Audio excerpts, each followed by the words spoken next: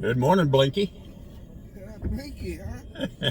Yeah, that's what they used to call me. Yeah, they called you Blinky. Yeah, they did. And the glove. They called you Glove and Blinky. I still have some of them gloves I used to shoot with. Yeah. But you gave me one, I think you did. Yeah. And I just haven't been wearing them. I got a couple It may in be here. too small for you. No. It's pretty tight on me. These old, I'm talking about the work gloves I used to shoot with. Yeah, yeah. They was like work gloves. I'm talking about 50 years ago. Yeah. I got one in here now. I know. I've seen you play with it. Who told you about Blinky? Your pastor. Oh, yeah, he's been knowing me a long time. Yeah. My goodness, the pastor talking about me? He was. He had some nice things to say about you yesterday. Well, I'm so happy to hear that. Somebody know me. I done got so old, I thought everybody done forgot me. With my sisters and brothers. Well, you know that before he was a pastor, he had designs on being a hustler too, a pool hustler. Yeah, he can shoot. He got a pool table in his basement. Yeah. I've been over his house. And he was working at International Harvest, I think. He said that as he and some of his younger friends, he was 21. You were 31 when he first met you. Oh, okay. And he said you and when he would come across you in the pool room, because you went to different pool rooms, he went to different pool rooms, and when your paths would cross, he said I'd stop what I was doing and I'd just watch Larry. Okay. Because I wanted to learn, and he said the best way to learn how to play pool is to watch a good pool player, because they can do things you don't know how to do. Yeah, right.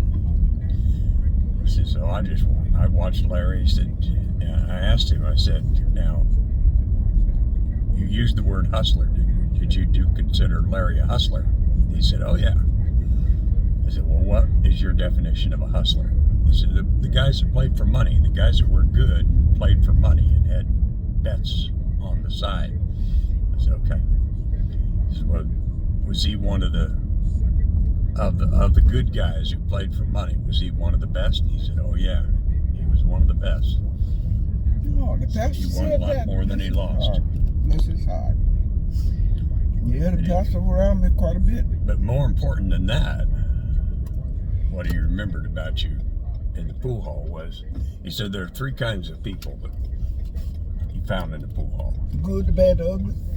Those that were looking for trouble. There's a word that you and he both used that I can't remember what it was, but people that were looking for trouble. Humbugs. He said there are the humbugs. Mm-hmm. There were guys like me who, if trouble started, to just move the other direction.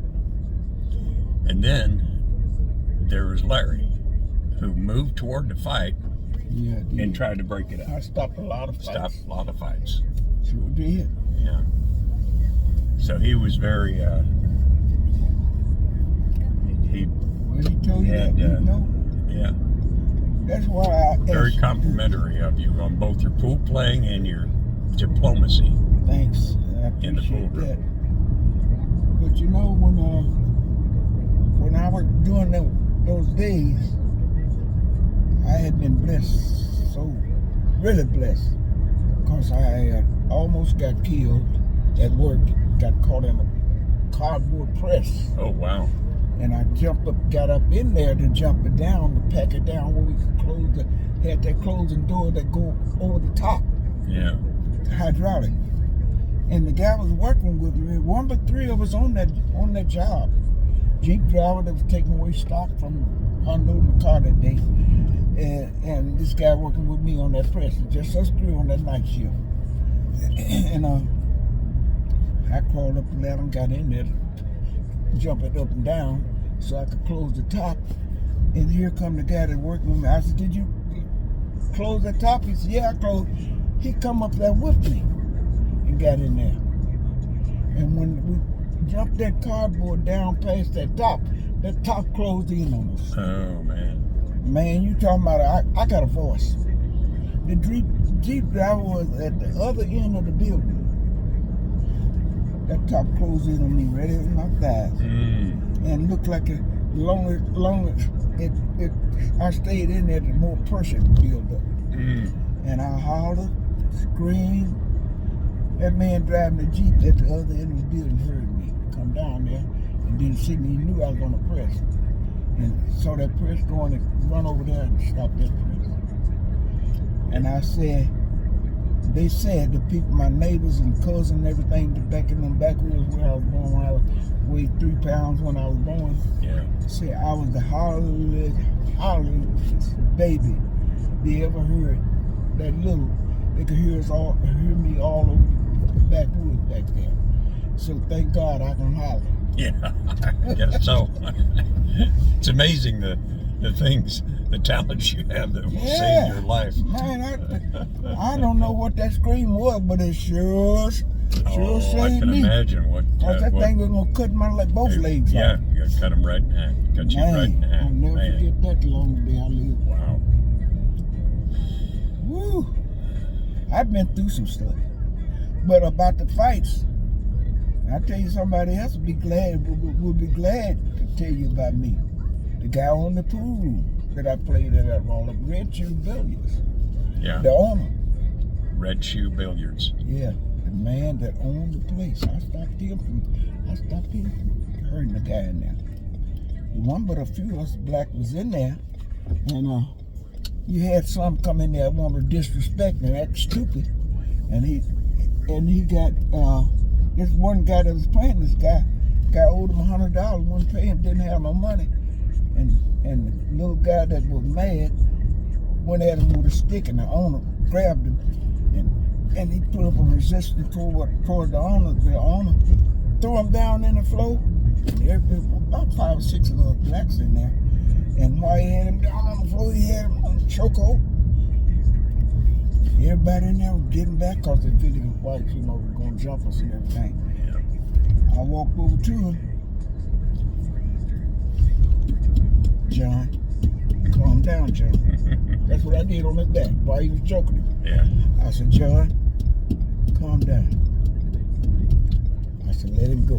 He turned him loose like he burned his hand and went on behind the counter. That was the owner of the pool. The owner of the pool. And he tell everybody, Larry, well, I got a couple of them being there. I got one number that called me. He done had a stroke and everything, called me. Said he'll never forget me because he loved me.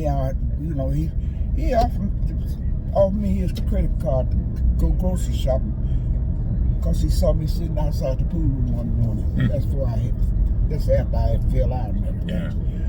Go shopping. I said, man, I'm okay, He probably thought I got broke or something, I said, no, I'm okay. But, my daddy taught me to treat everybody right, but my daddy was a peacemaker. Mm-hmm. He had to stop fights of my cousin and everything down there because they all get to fighting the 4th of July, barbecuing outside. Right. And didn't have no electrolytes or nothing. They had wires going from tree to tree at night and little pop bottle with coal oil, they call it coal oil, and wicks in them. Mm-hmm. No electric now. Yeah. And they dance all night and play guitar, and so I guess all that's embedded in me, But it was a guy was stomping this guy to death in the room. This guy he was stomping to death was about 6'3", and the guy that was stomping him, he weighed about 240, he's bigger than I am now. And he had him down between the jukebox and the long bench that everybody would sit on. And he had him down and he was stumping, but the guy he was stumping to death was drunk. He was a drunk. And the guy running the pool room ran back there and tried. Where you going? I'm going to open up this I here. I thought I was losing my when mind. my friends get here, Okay, if they get here problem. before me, they can. I just noticed it didn't match what we've been doing. Yeah, it's all right. It's all good. I'll talk to you some other time. No, I just could So, hardly get in my car. So did you enjoy the I did. I had a good talk with you.